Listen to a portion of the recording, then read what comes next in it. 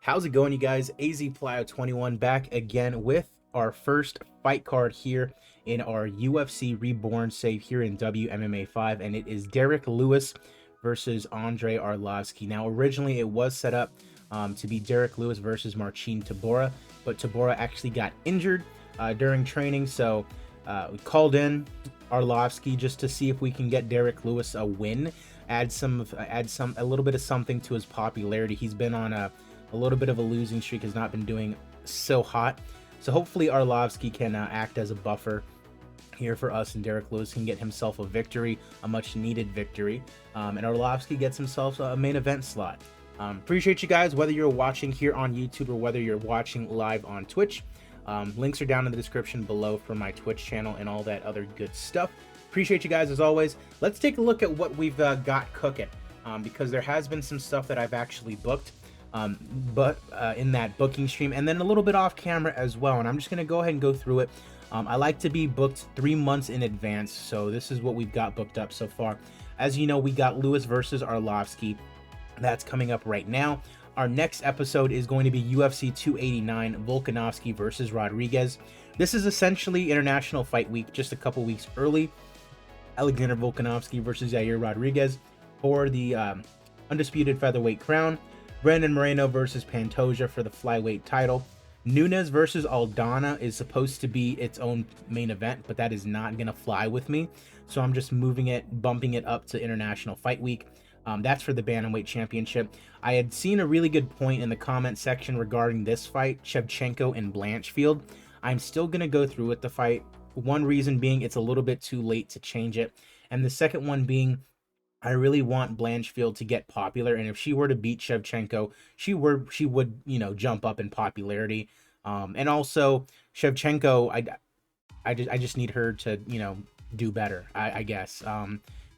Because I would not want her to just immediately go into a fight with Grasso. That's an immediate loss, and then, you know, she's stuck. At this point, if she were to lose to Blanchfield, it's like, okay, she probably would not have, you know, deserve that title shot anyways. MMA is weird like that, and obviously it's different viewpoints, and Shevchenko had been champion for a while, so you could say she's been deserving of a rematch, but she also, you know, was really close to losing that match with Talia Santos. So, I mean, it is what it is. I'm going to move forward with that bout. Ortega versus Topuria. I just really like that one. I know Topuria is actually fighting Josh Emmett in real life, but I like the idea of Ortega and Topuria going at it. It's a good matchup to me. Moving on to UFC on ABC 2 weeks later in mid-July in Arizona. That's my home state, by the way. We're doing Usman and Chimaev. So Usman and Chimaev right away. Rose Namajunas taking on Amanda Lemos. Now, originally, Zhang Weili was supposed to fight Amanda Lemos for the title, but Zhang Weili will not fight Amanda Lemos because she is not popular enough. So this is kind of my way of hoping that Lemos gets popular enough. If she were to beat Thug Rose, then we'd probably run that back. If Rose were to win either way, I'd probably give her a title shot just because she's already beaten Zhang Weili twice. So, I mean, she would deserve that fight either way. Jeff Neal, Kevin Holland, pretty fun fight. Holly Holm, Raquel Pennington, it's been done before, but they're both kind of in a weird situation where they need a big win to solidify themselves for a title shot, so you just have to run with that. Fiziev versus Gamrot, I feel like is a really good one, along with Dolidze and Muniz. Moving along, we got Curtis Blades taking on Tai Tuivasa in a heavyweight main event. That should be a good one. Also got Cody Garbrandt and Tim Elliott, Dan Hooker and Grant Dawson, Misha Tate in action, along with Karate Hottie and Alex Caceres. And then UFC 290 is Sterling versus O'Malley. That's the bantamweight fight that everybody seems to be waiting for. So Aljo taking on O'Malley in the main event at that one. Now, Dariush and Makhachev was not originally scheduled. What originally was scheduled was Dariush versus Charles Oliveira. Oliveira got injured. He's out for a little bit. So I just said, you know what? Dariush deserves a title shot anyways. Boom, let's just do it. So it's going to be Islam versus Dariush for the lightweight championship. And then Zhang Weili taking on Xiaonan Yan for the strawweight championship. Like I mentioned, Zhang did not want to fight Amanda Lemos because she was not popular enough. Xiaonan Yan was just popular enough to warrant a title shot, apparently. So we're going to rock with that. Robert Whitaker versus Dricus du Plessis. We're going to rock with that. That's a really good fight that is actually booked in real life. And then Tony Ferguson, Bobby Green, also a fight that UFC is booked in real life. We're going to run with that as well. Moving right along, Cannonier versus Vettori. This is a fight that is booked in real life and one that should be pretty good. That's going to be in Colorado, first week of August. Uriah Faber back in action. He's going to be taking on Chito Vera.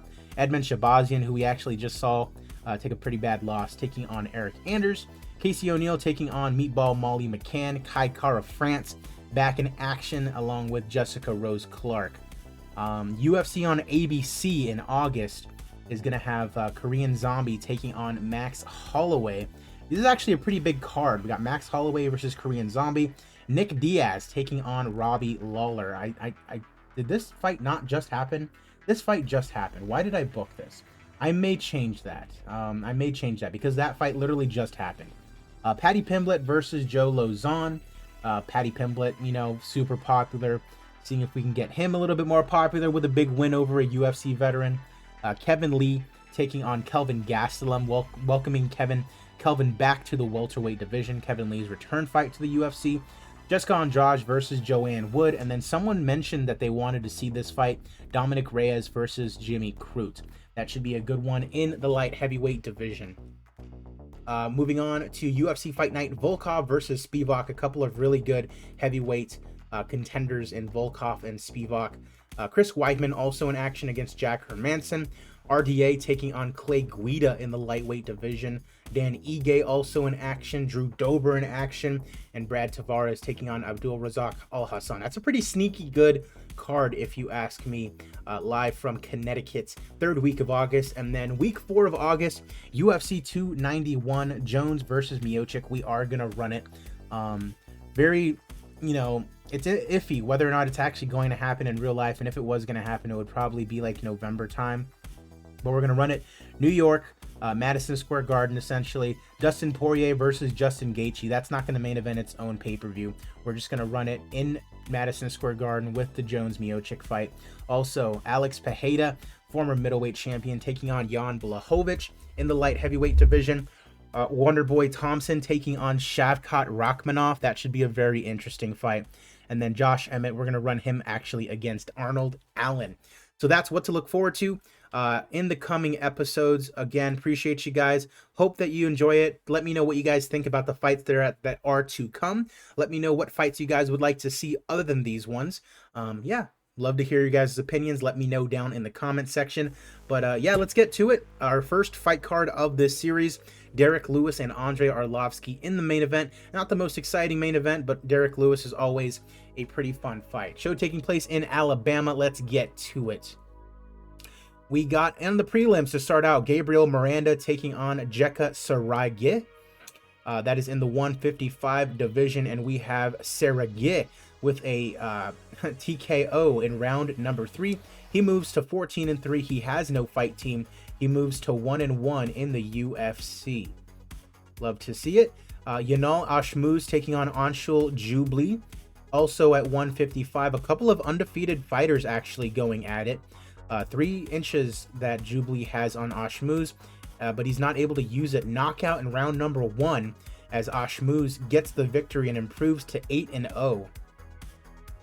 Almabayev taking on Rafael Estevam at 125 at flyweight. Undefeated is Estevam out of Brazil, and he loses for the first time in his career. Rear naked choke for Almabayev as he gets the victory here today. Blood Diamond, one of Izzy Adesanya's boys, taking on Yusaku Kinoshita at welterweight. Blood Diamond 3-2 in his career out of City Kickboxing, and we're going to probably cut Blood Diamond. That's 3 losses now in the UFC. Caitlin Souza taking on Mandy Bohm. That is in the flyweight division. 13-3 taking on 7-2-1. Caitlin Souza might have this one, and she does. TKO victory in round number 3 for Miss Souza. Isaac Dolgarian taking on Farid Basharat in our final prelim. Basharat undefeated at 10-0. Dolgarian 5-0. He himself is undefeated. A big fight in the featherweight division, and it is Dolgarian Beating Basharat via split decision was more than likely not the most exciting fight after a split decision, and he's wanting to fight Ilya Topuria. I would slow down, son. I'm not so sure about that just yet. Main card underway, and it's Caitlin Chookagian taking on Taila Santos in the featherweight division. A couple of women who have both fought for a championship going at it on our first main card fight, and it's Taila Santos with the unanimous decision over the blonde fighter after 3 rounds, the 20th win of her career, and she wants Erin Blanchfield. That might just happen if Blanchfield were to lose to Shevchenko. Ryan Spann taking on Murzakanov in the light heavyweight division. Ryan Spann coming off a pretty big win over Dominic Reyes, I was gonna say, but lost to Nikita Krylov. That's to be expected. He's actually the underdog here against Murzakanov, and with good reason. A knockout here for Azamat Murzakanov in round number 2. A fantastic fight. Love to see it. He's now 4-0 in the UFC with wins over Nchukwi, Devin Clark, Dustin Jacoby, and now Ryan Spann. He might be on the cusp of like a top 15, top 12 spot, honestly. Might need a little bit better competition. Jonathan Martinez taking on Umar Nurmagomedov at bantamweight. Martinez a pretty good prospect in his own right, but facing off against Umar, who is 16-0, 4-0 in the UFC, coming off a win over Raoni Barcelos. And it is Nurmagomedov with the unanimous decision victory, improving to 17-0 and doing Khabib proud. Still moving up the rankings, and it'll be interesting to see what we book for him come next. Derrick Brunson taking on Brendan All-In Allen at middleweight. Brunson kind of getting towards the end of his career. You can see coming off a loss to Jared Cannonier. On the other side, you have Brendan Allen, 185. Himself, only 27 years old, coming off a couple of nice wins. Alvi Malkoun, Jotko, and then Andre Muniz. I mean, Muniz was the guy who ended Jacare's career in the UFC, and Allen finished him off pretty easily. And it is Brendan Allen knocking out Derrick Brunson in round number 2. Brunson getting up there in age. Those knockouts, they're a little bit, they're too far in between, unfortunately. And we'll see what happens here. He does not retire, but Brendan Allen with a huge win here today. Super Sodiq Yusuff in our co-main event taking on Edson Barbosa at 145. Of course, Barbosa, huge veteran of the Octagon, lost to Bryce Mitchell. Big win over Billy Quarantillo with a knee knockout. That was a big one for him. On the other side, Super Sodiq Yusuff ranked at number 14, only loss of his career to Arnold Allen. Since then, a couple of wins over Alex Caceres, and then in 30 seconds, a victory over Don Shanis. Super Sodiq Yusuff, I'd honestly take him in this fight just because of his youth, but Barbosa, he's that dog, and he unfortunately loses via decision to Super Sodiq Yusuff here today. In our main event of the evening, Derrick the Black Beast Lewis taking on former heavyweight champion Andrei Arlovski. Would not be surprised if Arlovski were to lose this one, if he were to call it quits. A loss to Marcos Rogerio de Lima in his last fight here. Derrick, of course, I believe lost recently. Yeah, to Sergey Spivak. He's currently scheduled to fight. I'm not 100% sure who. I don't think it's against Tabura, though. Not 100% sure. Either way, Andrei, former champion. Derrick has fought for the championship a couple of times. Let's go ahead and get it going. It's our main event of our first fight card. Black Beast taking on Andrei Arlovski. Two fighters engaged. This should be a pretty exciting one. These guys are not one to, dilly-dally around, especially Derrick. Arlovski trying to connect with a right hand. Uh-oh, that may have rocked him. Right hand to the jaw. Lewis moving in quickly. Oh, that's it. Oh, he does not end the fight. Wow. So he dazed Arlovski, but he is not able to end the fight. Transitions to guard. Oh, man. Arlovski on the ground, in a little bit of trouble, but it looks like he's going to escape this first round. He does. 10-9 in favor of Lewis as we head into round number 2. Oh, no. Arlovski falls to the floor. This might be it. Oh, he's getting pasted, and the referee stops the fight. Ladies and gentlemen, your winner by TKO, Derrick the Black Beast Lewis. That is huge for him to get a big win in a main event environment. You can see there, no one came to this fight in Alabama. Not a very good gate, not a very good commercial rating. I would not be surprised if we lose money and also our popularity goes down. Our popularity was not changed. Let's see. Fight of the night. We had a fantastic fight, Mirzakanov and Span. And then a couple of performance bonuses. Anybody with first round finishes? We did. We had... Let's go and give it to Ashmuz and then Almabayev. Go ahead and give them to him. Congratulations, you guys. You guys got $50,000. We did lose some money. Not a lot. $690,000, which was... I mean, Andrei Arlovski is getting paid $430,000, which is absolutely insane. How much did Derrick Lewis get paid? Derrick Lewis only got paid $35,000, so he's on 17 and 17. That is insane. Derek Brunson got a nice chunk of cash. That is insane to me. How is Derrick Lewis on such a small contract? He's probably going to be making more on his next contract. Oh, man. Arlovski did not retire. So it's going to be interesting to see because he's still very popular. I believe he's mid-level national, so it would be worth keeping him. But he's on quite a large deal. We're going to see who we might need to re-sign. And we're going to see, what else is popping here. A couple of other fights going on. TJ, how's it going, my man? Derrick, the Black Beast Lewis, getting a big win over Andrei Arlovski in our first fight card in this new save. Originally scheduled to fight Marcin Tybura, it was not to be.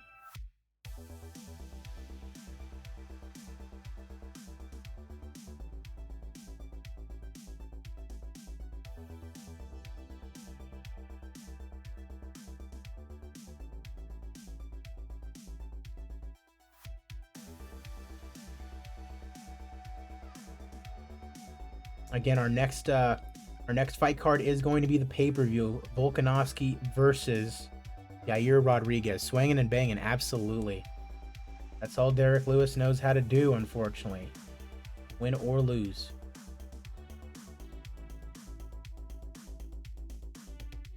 Super excited for that one. Super excited for O'Malley and Aljo. And then John Jones and Stipe also coming your way here in this save at some point. Let's go ahead and take a look. Okay, good. So they need to have their contracts renewed. That is very good for us. We have a couple of people signed, and I'll show you just who I've signed in a little bit. One person in particular that I'm really excited about, Mandy Bohm, 0-3. We're going to go ahead and let her go. We're not going to do any Invicta. We're not going to do any WEC where it's like a developmental thing. We're just gonna cut these guys, let them get their wins or whatever they need to do elsewhere, and yeah, that's how it's gonna go. Andrei Arlovski needs to have his contract renewed, which is good because he was on like 400,000 a fight. That's perfectly fine. 3 fights for the boy. He's gonna retire here more than likely. Derek Brunson is on a new contract. He's on a loss. He's gonna get paid significantly less, which is perfectly okay. 2 fights for Derek Brunson, and there we go. Let's go ahead and go over to the news, and this is all of the news from the UFC thus far. Someone mentioned that they wanted me to sign George Hardwick, current Cage Warriors champion, I believe. They wanted me to sign him. The funny thing is, I had already signed George Hardwick before I'd even seen that comment. I think I just went to the recommended hires. I liked his record, and I liked the fact that he was a champion. So I signed him, but there you go. Whoever recommended that, George Hardwick, is signed up, along with Claire Guthrie. Got a couple of female fighters, and Melissa Dixon and Laura Donna. This is my biggest one. Horiguchi, we signed, he was immediately available, actually, which I was super surprised about. But we got Horiguchi, which I'm super stoked on, because I'm a big fan of his. And he's been in the UFC before, and he's fought for the UFC championship before. So this is a guy that's definitely recognizable to the UFC fan. Done a lot of time in Bellator and Ryzen. He's gotten a lot better, and already you can see number 7 flyweight in the world. So we'll have to find something interesting for him in his return fight to the UFC. There you can see we got a couple of other guys as well. Abduragomov, this guy, number 15 in the world at welterweight already, Aries champion. Will Fleury, I believe, 12-3, another Cage Warriors guy, no, PFL guy, also in Bellator a little bit, along with a couple of other ones. So exciting stuff to be sure. As I mentioned, you guys, our next episode is UFC 289, Volkanovski versus Rodriguez. That should be a good one. 3 title fights on that one. I appreciate you guys as always. My name is AZPlow21, and I will see you guys at the fights.